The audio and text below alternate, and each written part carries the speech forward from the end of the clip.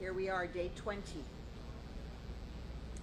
Thank you for your patience and apologies to all.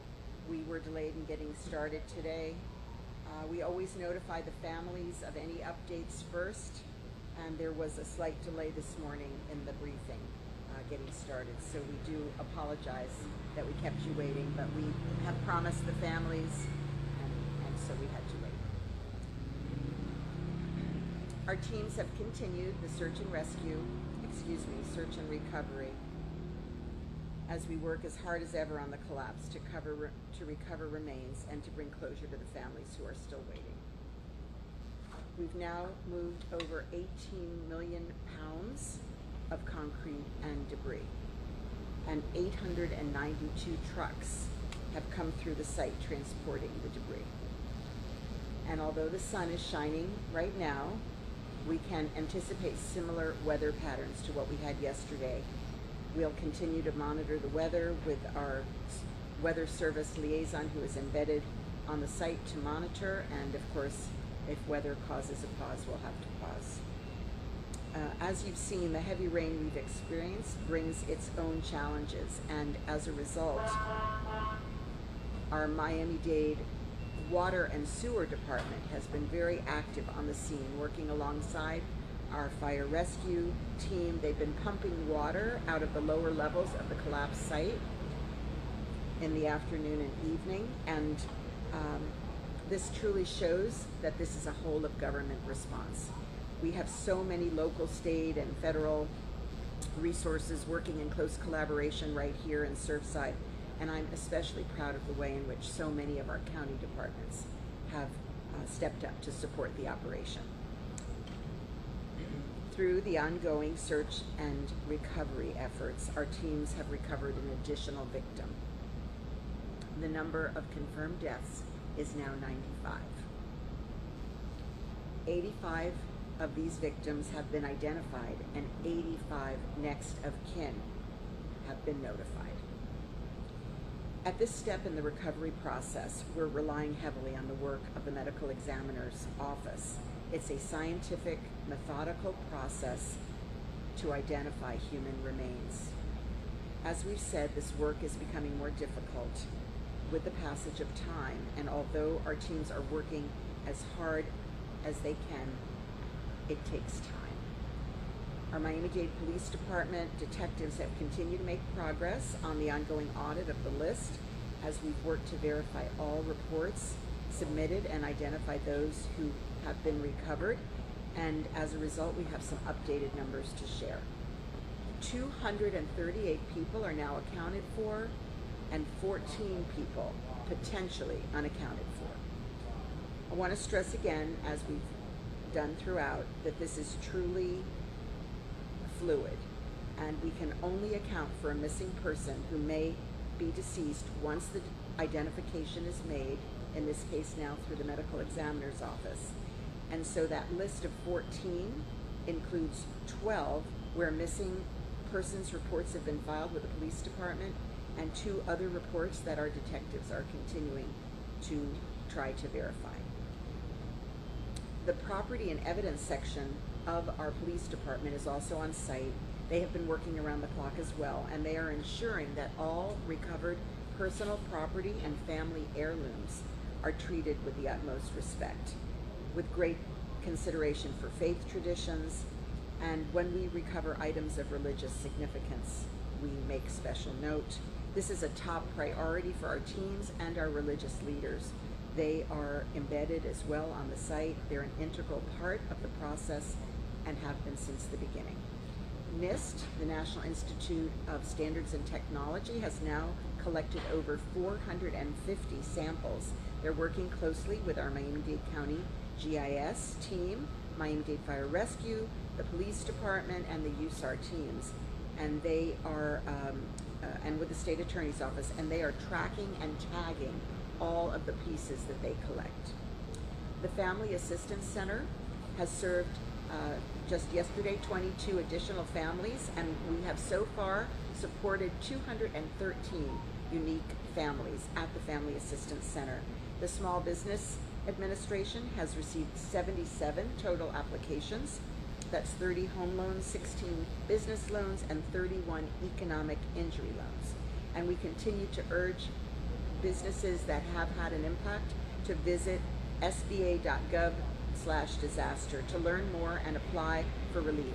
So many local businesses have gone above and beyond to help feed the families and the first responders over the past few weeks, and I urge our community to give back to those businesses that have contributed so much by supporting them in their businesses.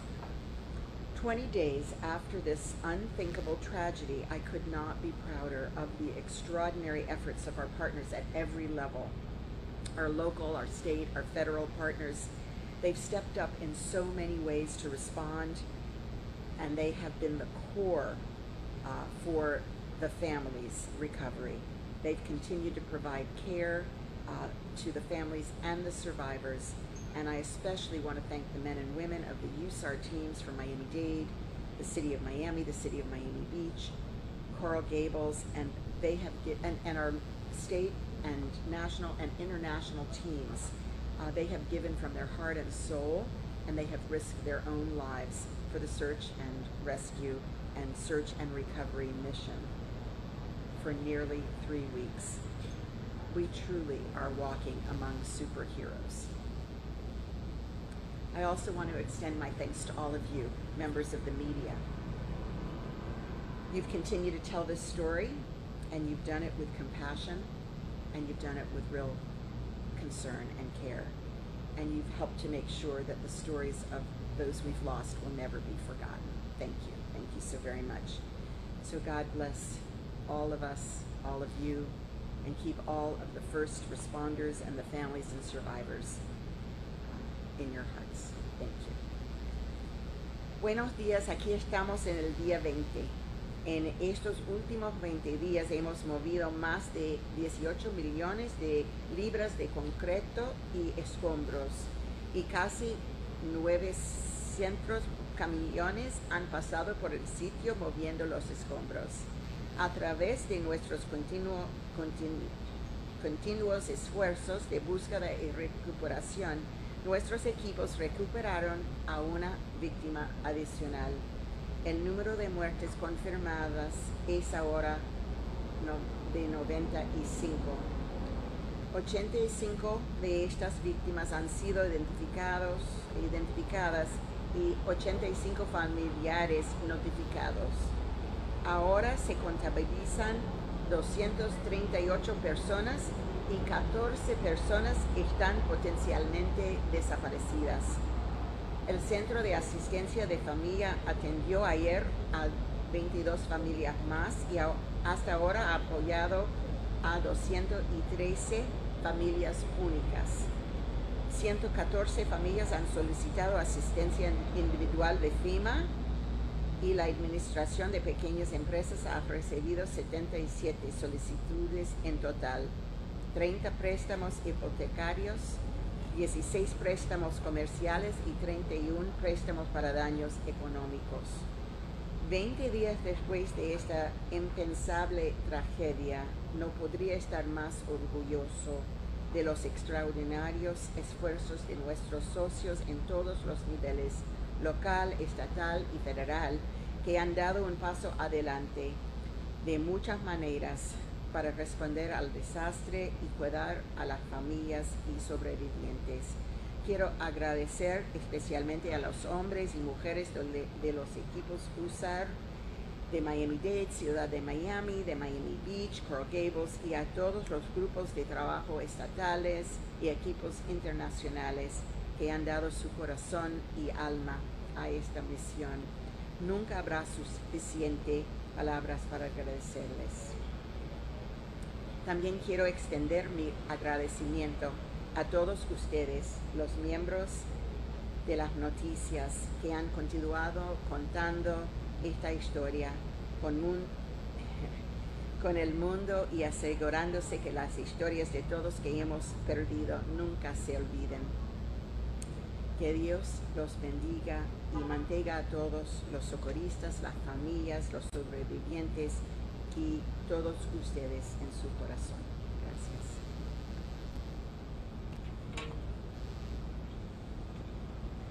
Thank you, Madam Mayor. And now Surfside Mayor, Charles Burkett. Good morning, everybody. As the recovery process moves forward towards completion, each missing family member is hopefully located, identified, and reunited with their families.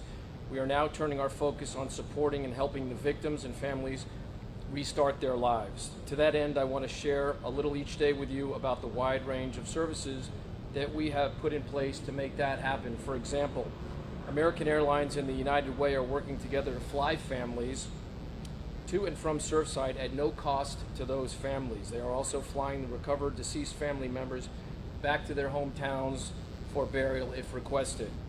The other critical task we are undertaking is to find out why this building collapsed. Knowing why the collapse occurred has huge implications for all of our aging structures in Surfside and beyond, especially those on the ocean where this disaster happened. Surfside is working with county officials to arrange for access to the site, which has been declared a crime scene, so our expert engineer who worked on the Pentagon after the 9/11 attacks can gain access as soon as possible to the site to conduct our investigation on why this building suddenly and without notice collapsed. This will also allow us to properly diagnose and uncover known and unknown issues at the other oceanfront properties, most especially including the collapsed tower's sister building, the Champlain Towers North. While we wait for the crime scene investigation to conclude and get the green light to access the collapse site, we are spending most of our time now poring over the North's plans and doing forensic studies on the many samples and data that we have obtained from that property. On another front, Mary Snow, who is heading up the donation site for Surfside families, supportsurfside.org, she's helped direct me to those who are helping to set up a site for charitable donations for our businesses in town who have also suffered almost total losses during this during this disaster, but who have at the same time doubled down and given generously towards the effort. Regarding FEMA, it's important to note that each of our affected families, if eligible, may receive rental assistance, help buying new furniture, and a grant of up to $36,000 to help rebuild their lives. So far, 4 families have received this assistance. It's important to remember, however, that if the families do have insurance, which covers the things I just outlined, FEMA will refer them to the Small Business Administration for help regarding the above mentioned issues. Lastly, since this is likely our last regular press conference, I want to publicly thank the following indispensable leaders who have done so much for the victims of this disaster and the residents of Surfside. Thank you, President Biden, Senators Rubio and Scott, Governor DeSantis, Lieutenant Governor Nunez, Debbie Wasserman Schultz, Senator Pizzo, and of course, our dedicated and compassionate County Mayor Cava, who has been here every single day leading this effort with diligence, professionalism, and poise. I'd be remiss not to mention our outstanding town manager, Andy Hyatt, and our police chief, Julio Hierro. Lastly, this operation would not run without the professionalism and dedication of our police director, Freddie Ramirez, Chief Kaminsky, Assistant Chief Jadala, and all of the dedicated search and rescue members out on that pile, pulling people out. Surfside is eternally grateful for all the love and assistance that you all have provided. Thank you. Thank you, Mayor Burkett. And from the Florida Division of Emergency Management, Director Kevin Guthrie. Good morning, everyone. I'm pleased to announce that today we are going to open up a donor portal where donors can come and let us know about themselves so that we can establish the first ever, that we believe in the country, connection portal between individuals that have unmet needs and those that are willing to help those individuals with unmet needs. So this would be where FEMA cannot assist, or the charitable organizations that are already on the ground may not be able to assist. This is designed to go above and beyond, again, to our knowledge, the first in the country, led by the state of Florida, Governor DeSantis, Lieutenant Governor Nunez, and the Florida Division of Emergency Management to make these connections. We are asking individuals that are donors that have not been identified already, or those that have been identified, to go to surfsideassistance.com, and register as a donor. We are targeting individuals that have the ability and the means to donate more than $5,000. If it is less than $5,000, we would encourage people on the same website to click on one of the links of the organizations that are already responding here and are working in this environment. I want to, again, as Surfside Mayor Burkett said, I want to take the opportunity to thank the men and women standing behind me and the men and women of the State Emergency Response Team, both in Tallahassee and across the state, that have helped make this response and this recovery a success. We are not going anywhere. We will continue to be here. We will have personnel assigned when this all breaks down. We'll still have personnel assigned to the Miami-Dade County Emergency Operations Center, working with Charles Cyril, Frank Rollerson, the mayor, the chiefs, the director, for as long as we need to. I know that FEMA is also going to be going to that same facility, and we will continue to work as one for the recovery of those impacted by this disaster. Thank you. Thank you, Director. And to provide Creole translation, Yvonne Morrison. Salut tout le monde. Opération continue à avancer après une longue période côté que nous étions obligés de camper à cause de la pluie et zéclé. Tout travail ça yo continue à marcher et quantité de monde que nous victimes que nous rencontrons nous joignons yo continue à augmenter. Nous ca compter 83 monde. Nous capable dire sur 94 yo que nous joignent et qui mourir. Là-dedans, il y a 80 que familles nous déjà annoncé ça et on connaît ce qui va passer. Le processus d'identification est plus difficile. Dans le moment que nous avons parlé là, il y a un reste de monde que nous avons besoin toujours. Parce que nous dépendons en pile sur le travail que les médecins légistes ont fait. 222 personnes que nous joignons, nous avons continué à chercher 22 autres qui disparaissent. Pas oublier, chiffre capable de changer à n'importe quel moment. Centre pour bailler assistance à famille, il a servi 207 familles comme ça, dans besoin personnel que vous gagnez. Et tout dépend de chaque famille, de chaque besoin famille ça. Après ça, hier, nous avons lancé un nouveau site internet côté famille capable de joindre assistance financière. Et puis tout, site ça, il rend plus facile pour vous capable appliquer pour ça que vous avez besoin. Tout dépend de ça que vous avez nécessité. Encore, merci. Thank you, Mr. Morrison. And now we're going to open up for questions. Please raise your hand. Go ahead. A lot of families have come forward asking about what is the future of your copper, maybe address this. What is the future of that site there, the Champlain Towers? There are some families very concerned about development there. They want this to be addressed. What do you say?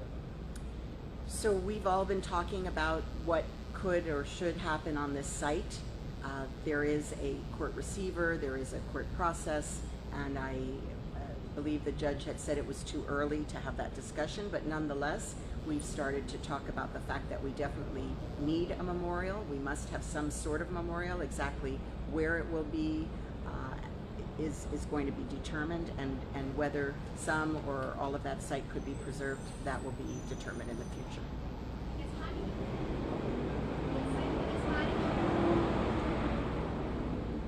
Todos nosotros tenemos ganas de tener una área específicamente para conmemorar y nunca olvidar lo que ha pasado aquí.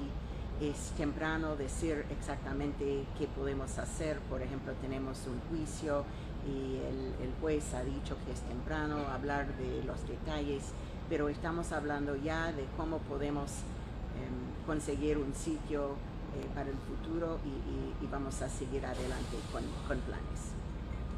Can I add to that a little bit, Mayor? Yeah.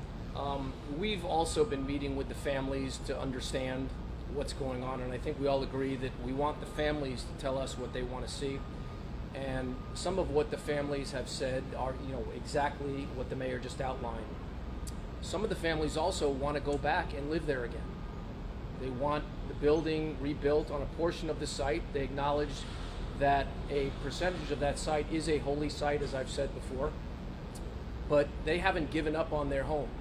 And I think that this is something that we will also be looking at, because obviously our job here is to make the families whole. Our job is to try to put them back in a place where they can restart their lives. And I think that we're all open to all these ideas, and those discussions are starting to bubble up to the top. So I'm looking forward to having those discussions, as I'm sure the mayor is. Mr. McKenzie, actually, if you don't mind, a couple of questions. The first has to do with, I'm a journalist, so I'm not very good at math.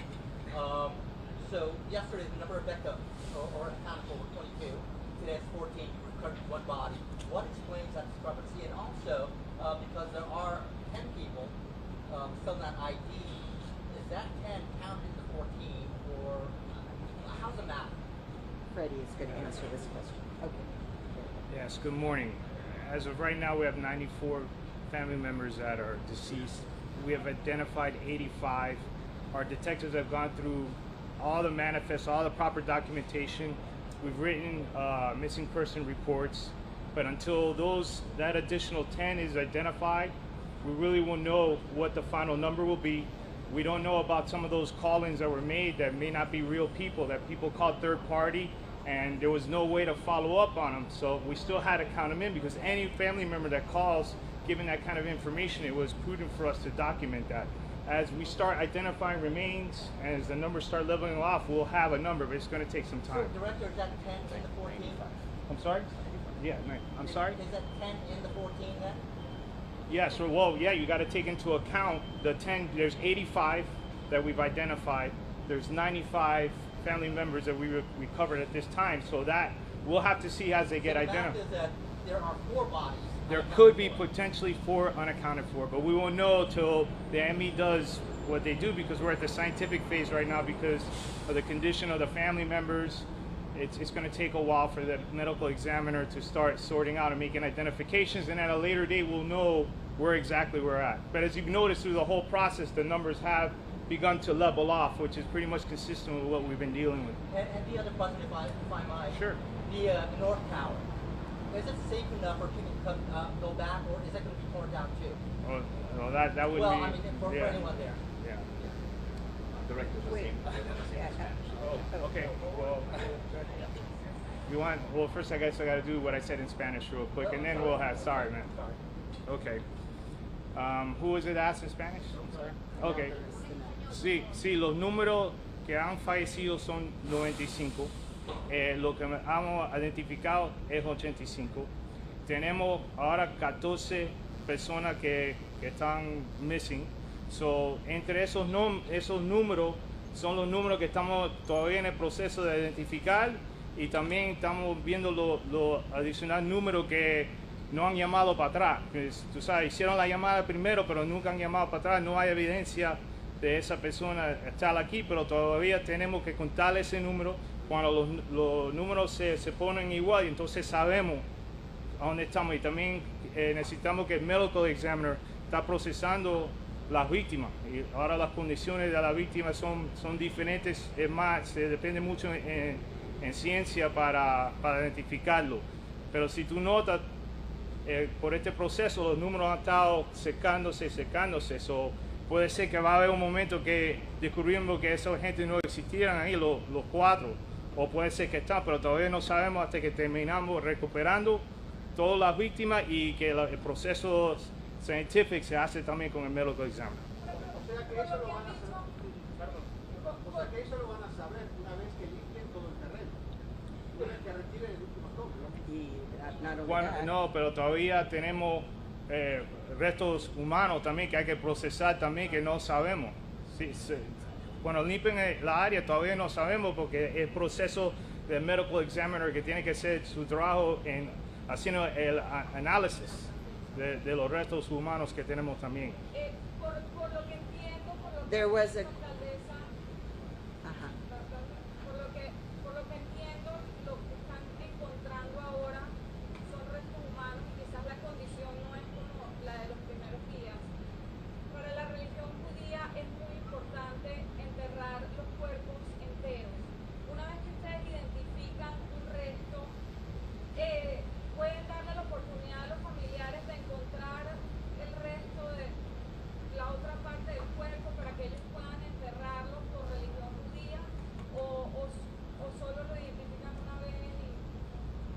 Bueno, todos quieren tener todo de sus amantes que puedan. Y tenemos que esperar para saber exactamente para los restos humanos, para mirar todo que tenemos y para finalizar y dar una cierre a las familias. Excuse me, we had another question over here. I heard your question. So the North Tower has not been evacuated. Some initial review was made and determined that there was no need for mandatory. There was a voluntary evacuation. The town of Surfside has taken the initiative to continue their analysis, and they would, at that time, if there were any need to make any changes, they would.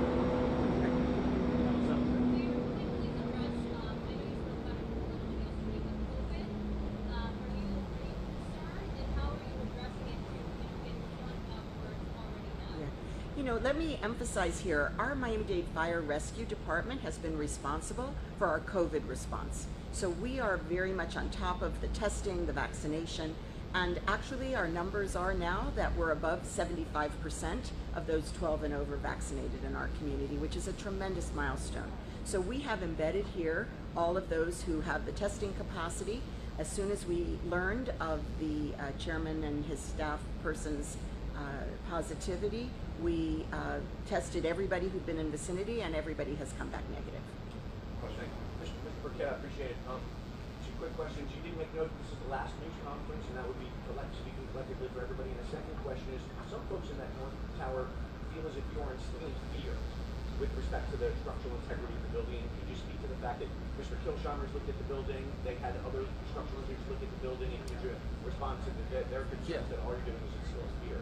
To the press conference question, I think that it's the last regular, but I believe the mayor said that if need be. Yeah, I mean, just as to the press conference, we'll be staying in touch with you, we'll be issuing releases, and if there's a need for an additional one, we'll of course advise you. Thank you. Thank you. Yeah, I don't think it's instilling fear. What I think it is it's in an abundance of caution that given the building was built by the same developer at the same time, mostly with the same plans, probably with the same contractor, probably with the same materials, and given we don't know why the first building fell down, and we probably won't know that for a little while because we're about to have the site cleared. We're going to get all the victims out and reunite them with their family. That's job one. But then job two is obviously we've got a crime scene.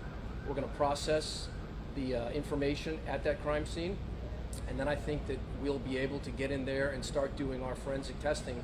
Because I believe that really the problem was not above ground. I believe the problem was below ground. And I think, but that may or may not be correct. But listen, we're not taking chances on people's lives in this town. So we've given them the option. We're telling them everything we know. Our structural engineer has said to the condominium board that he would allow his children to live in there, given what he knows now. So I don't know that that doesn't line up with fear mongering. I think what we're trying to do is be as transparent as possible, and we will continue to provide the information as soon as we get it. Despite the assessment from Mr. Kilsheimer, who said that he would live in there with his family, there's still a call, a concern for the structural integrity of the building? Well, we're looking at it. I mean, thus far, as a matter of fact, we've taken the core samples, we've done the LiDAR, we've done the ground penetrating radar, we're looking at the content of steel, we're looking at how those plans line up, how the building lines up with what the plans say. Okay, so we're looking at all of that, and he's the guy to do it. He's the guy that did 9/11, he's the guy that did the FIU bridge, he's the guy to do it, believe me. So he's looking at it. Thus far, he hasn't seen anything that would lead him to believe that he couldn't stay in that building himself, but he's also said that if he finds something, he will immediately put that word out. And last two questions right here, and then I have a question on is qualified as the fire chief. Question regards the recovery team's been very meticulous with the recovery efforts, getting debris and removing evidence and the remains. I wonder, how did you know to take that approach? And does that approach change ever since, say, 9/11? Our primary approach from our task force members, first responders, is the recovery efforts. We have been, guided with NIST as well as, our local authorities in regards to certain debris that we come across that's marked. Obviously, they're flying with drones and looking at aspects as well. So things that they see, we mark and are very meticulous in removing, that component, that debris. Has that changed much, in recent years, that approach to recovery? And there was some criticism 9/11 that some of the remains were not identified, people were not identified. In regards again of the recovery portion, absolutely. We're very methodical with our process, what we're doing. Our primary goal now is to have closure for the families and try to find, our loved ones. So we're definitely very methodical with that process and every attempt to locate, the remains. Final question. Also potentially for the chief, are there more cars in the rubble pile? If so, is the facility concerned for more fire escape cars in the cars? Well, we definitely have suppression capabilities. Our fire trucks and equipments have been around with hose lines and different products just in case we do need to suppress any fire. So definitely a concern. We've been dewatering over the past 24 hours in the lower levels, and that's a constant concern and delay with the contaminants that's in there. Working hand in hand with our water sewer department in dewatering and taking the contaminants off site and treating it the proper way. In regards to overall vehicles, the majority have been removed. We've been doing that throughout the past 12 to 24-hour operational period. So we'll just have to continue to monitor those efforts as well. Thank you, everyone. And as previously stated, Entonces la pregunta sería sobre los vehículos que estamos encontrando. Bueno, debido a la lluvia torrencial que hemos tenido estos últimos días, hemos tenido bastante agua acumulada en la parte baja del garaje donde encontramos varios de estos vehículos. Estamos utilizando varias bombas para sacar el agua y secarla, de esta manera poder remover estos vehículos, los cuales estaban todavía en esa área del garaje, y estos vehículos ya los han transportado y han sido sacados de esta área para procesarlos. Hubo inundación, por eso estamos utilizando estas bombas de agua para sacar el agua y secar esa área, y de esta manera poder sacar los vehículos que estaban dentro de esa área del garaje. again, thank you, everyone. And as previously stated, this will be the last in-person conference. We will be sending updates via social media as well as our emails. If there is a need for another press conference, we will definitely let you all know with ample time. Okay? Thank you, everyone.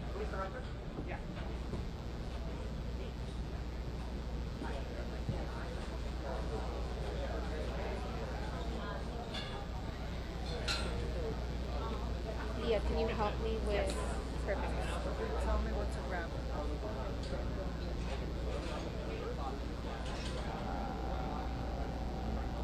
How did I do that? Yes.